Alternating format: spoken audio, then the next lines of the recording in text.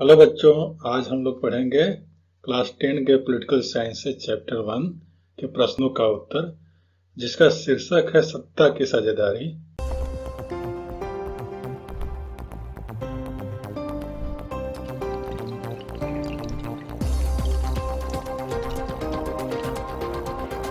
पाठ का पहला प्रश्न है, आधुनिक लोकतांत्रिक व्यवस्थाओं में सरकार के साझेदारी के अलग अलग तरीके क्या हैं? इनमें से प्रत्येक का एक उदाहरण भी दें। उत्तर इस तरह से होगा। आधुनिक लोकतांत्रिक व्यवस्था में सत्ता के साझेदारी के निम्नलिखित 4 तरीके हैं, जिसमें पहला है सरकार के विभिन्न अंगों के बीच सत्ता की साझेदारी। सरकार के विभिन्न अंग जैसे विधायिका, कार्यपालिका और न्यायपालिका के बीच सत्ता का बंटवारा रहता है। इसमें सरकार के विभिन्न अंग एक ही स्तर पर रहकर अपनी अपनी शक्तियों का उपयोग करते हैं। इसमें से कोई भी एक अंग सत्ता का असीमित प्रयोग नहीं कर सकता। हर अंग एक दूसरे पर अंकुश लगाए रखता है। इससे विभिन्न संस्थाओं के बीच सत्ता का संतुलन बना रहता है। इसका सबसे अच्छा उदाहरण अमेरिका और भारत है। यहाँ विधायिका कानून बनाती है, कार्यपालिका कानून को लागू करती है तथा न्यायपालिका न्याय करती है। भारत में कार्यपालिका संसद के प्रति उत्तरदायी है, न्यायपालिका नियुक्ति करती है कार्यपालिका की, और न्यायपालिका कार्यपालिका और विधायिका के कानूनों की जांच करके उस पर नियंत्रण रखती है। दूसरा है सरकार के विभिन्न स्तरों में सत्ता की साझेदारी। उदाहरण के तौर पर केंद्र और राज्य सरकारों के बीच में सत्ता की साझेदारी को आप देख सकते हैं। पूरे देश के लिए सरकार एक होती है, जिसे हम सेंट्रल गवर्नमेंट कहते हैं, केंद्र सरकार कहते हैं, संघ सरकार भी कहते हैं। फिर प्रांत और क्षेत्रीय स्तर पर भी अलग अलग सरकारें बनती हैं, जिन्हें हम अलग अलग नामों से पुकारा जाता है। भारत में इसे राज्य सरकार कहते हैं। इस सत्ता के बंटवारे वाले देश में संविधान में इस बात का स्पष्ट उल्लेख होता है कि केंद्र और राज्य सरकारों के बीच सत्ता का बंटवारा किस तरह से होगा। सत्ता ऐसे बंटवारे को ऊर्ध्वाधर वितरण कहा जाता है। भारत में केंद्र और राज्य सरकार के अतिरिक्त स्थानीय सरकारें भी काम करती है। इनके बीच भी सत्ता के बंटवारे के विषय में संविधान में स्पष्ट रूप से लिखा गया है, जिससे विभिन्न सरकारों के बीच में शक्तियों को लेकर कोई तनाव न हो। तीसरा है सामाजिक समूहों के बीच सत्ता की साझेदारी। उदाहरण के लिए हम देख सकते हैं सरकारी नौकरियों में पिछड़ा वर्ग, अनुसूचित जाति और अनुसूचित जनजाति के लिए आरक्षण। कुछ देशों के संविधान में इस बात का प्रावधान है कि सामाजिक रूप से जो कमजोर लोग हैं और महिलाओं को विधायिका और प्रशासन में हिस्सेदारी दी जाए, ताकि लोग स्वयं को शासन से अलग न समझने लगे। अल्पसंख्यक समुदायों में भी इसी तरीके से सत्ता में उचित हिस्सेदारी दी जाती है। बेल्जियम में सामुदायिक सरकार इस व्यवस्था का सबसे अच्छा उदाहरण है। चौथा है दबाव समूहों के बीच सत्ता की साझेदारी। लोकतांत्रिक व्यवस्था में सत्ता बारी बारी से अलग अलग विचारधारा और सामाजिक समूहों वाली पार्टियों के हाथों में आती जाती रहती है। लोकतंत्र में हम व्यापारी, उद्योगपति, किसान और औद्योगिक मजदूर जैसे कई संगठन हित समूहों को भी सक्रिय देखते हैं। सरकार के विभिन्न समितियों में सीधी भागीदारी करने या नीतियों पर अपने सदस्य के वर्ग को लाभ पहुंचाने के लिए दबाव बनाकर ये समूह भी सत्ता में भागीदारी करते हैं। इसका सबसे अच्छा उदाहरण अमेरिका का है। वहां 2 राजनीतिक दल प्रमुख हैं जो चुनाव लड़कर सत्ता प्राप्त करना चाहते हैं, तथा दबाव समूहों में चुनाव के समय व चुनाव जीतने के बाद राजनीतिक दलों की आर्थिक मदद करके सार्वजनिक नीतियों को प्रभावित करके सत्ता में भागीदारी निभाते हैं। पाठ का दूसरा प्रश्न है, भारतीय संदर्भ में सत्ता की हिस्सेदारी का एक एक उदाहरण देते हुए इसका एक युक्तिपरक और एक नैतिक कारण बताएं। उत्तर इस तरह से होगा। भारत में सत्ता का बंटवारा सरकार के विभिन्न स्तरों के बीच हुआ है, जैसे केंद्र सरकार, राज्य सरकार और स्थानीय सरकार। इसमें पहला कारण है युक्तिपरक कारण, जो को देखेंगे। भारत एक घनी आबादी वाला देश है। पूरे देश के लिए एक ही सरकार द्वारा कानून बनाना, शांति तथा व्यवस्था बनाना संभव नहीं है। इसलिए सरकार को विभिन्न स्तरों में बांट दिया गया है और इसके बीच कार्यों का बंटवारा संविधान में लिखित रूप से कर दिया गया है, जिससे ये सरकारें बिना झगड़े के देश के लोगों के हितों को ध्यान में रखकर शासन कर सके। दूसरा है नैतिक कारण। लोकतांत्रिक देश में सत्ता का बंटवारा जरूरी है।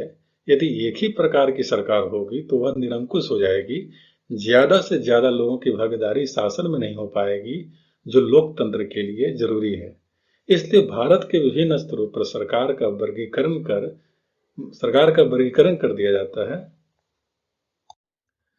पाठ का तीसरा प्रश्न है, इस अध्याय को पढ़ने के बाद 3 छात्रों ने अलग अलग निष्कर्ष निकाले। आप इनमें से किससे सहमत है और क्यों? अपना जवाब करीब 50 शब्दों में दें। थम्मन, जो पहला छात्र है, जिन समाजों में क्षेत्रीय, भाषाई और जातीय आधार पर विभाजन हो, वहां सिर्फ सत्ता की साझेदारी जरूरी है। मथाई, सत्ता की साझेदारी सिर्फ ऐसे बड़े देशों के लिए उपयुक्त है जहां क्षेत्रीय विभाजन मौजूद होते हैं। और तीसरा है ओसप, हर समाज में सत्ता की साझेदारी की जरूरत होती है, भले ही वह छोटा हो या उसका सामाजिक विभाजन न हो। हम ओसफ के निष्कर्ष से सहमत हैं कि हर समाज में सत्ता की साझेदारी की जरूरत होती है, भले ही वह छोटा हो या उसमें सामाजिक विभाजन न हो, क्योंकि सत्ता का बंटवारा लोकतांत्रिक व्यवस्थाओं के लिए ठीक है। सत्ता की साझेदारी वास्तव में लोकतंत्र की आत्मा है। लोकतंत्र का मतलब ही होता है कि जो लोग इस शासन व्यवस्था के अंतर्गत हैं, उनके बीच सत्ता को बांटा जाए और ये लोग इसी घर में रहें। वैध सरकार वही है जिसमें अपनी भागीदारी के माध्यम से सभी समूह शासन व्यवस्था से जुड़ते हैं। सत्ता की साझेदारी करके हम लोकतंत्र की मूल भावना का सम्मान करते हैं। यदि हम सत्ता के साझेदारी नहीं होती तो सत्ता कुछ चुनिंदे हाथों तक सीमित रह जाती। ऐसी स्थिति में तानाशाही का जन्म होता, जिससे लोकतंत्र की हत्या हो जाती है। चौथा प्रश्न है, बेल्जियम के ब्रसेल्स के निकट स्थित शहर मर्चटेम के मेयर ने अपने यहाँ के स्कूलों में फ्रेंच बोलने पर लगी रोक को सही बताया। उन्होंने कहा कि इससे डच भाषा न बोलने वाले लोगों को इस फ्लेमिश शहर के लोगों से जुड़ने में मदद मिलेगी। क्या आपको लगता है कि यह फैसला बेल्जियम की सत्ता की साझेदारी की व्यवस्था के मूल भावना से मेल खाता है? अपना जवाब करीब 50 शब्दों में लिखें। उत्तर इस तरह से होगा, स्कूलों में फ्रेंच बोलने पर लगी रोक को सही बताना बेल्जियम की सत्ता की साझेदारी की व्यवस्था की मूल भावना के खिलाफ है। बेल्जियम में जो व्यवस्था अपनाई गई है, उसमें सभी भाषाओं के लोगों को समान अधिकार दिए गए हैं। इसलिए स्कूलों में फ्रेंच बोलने पर रोक लगाना सही नहीं है, क्योंकि ऐसा करने से फ्रेंच भाषी लोगों की भावनाओं को ठेस पहुंचेगा, उनका हनन होता है। पांचवा प्रश्न है, नीचे दिए गए उदाहरण को गौर से पढ़ें और इसमें सत्ता की साझेदारी के जो युक्तिपरक कारण बताए गए हैं, उसमें से किसी एक का चुनाव करें। महात्मा गांधी के सपनों को साकार करने और अपने संविधान निर्माताओं की उम्मीदों को पूरा करने के लिए हमें पंचायतों को अधिकार देने की जरूरत है।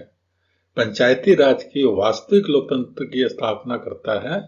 यह सत्ता उन लोगों के हाथों में सौंपता है जिनके हाथों में इसे होना चाहिए। भ्रष्टाचार कम करने के लिए और प्रशासनिक कुशलता को बढ़ाने का एक उपाय पंचायतों को अधिकार देना भी है।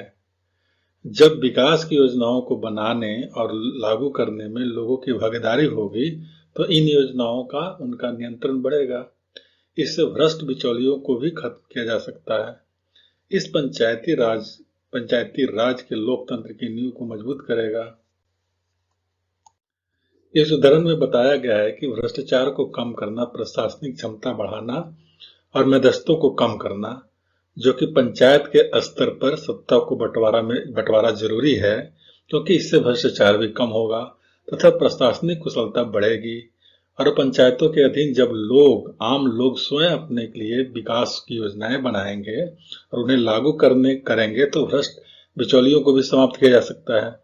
जब स्थानीय लोग स्वयं योजनाएं बनाएंगे, तो उनकी समस्याओं का समाधान शीघ्र होगा, क्योंकि किसी स्थान विशेष की समस्याएं वहां के लोग भली भांति समझते हैं।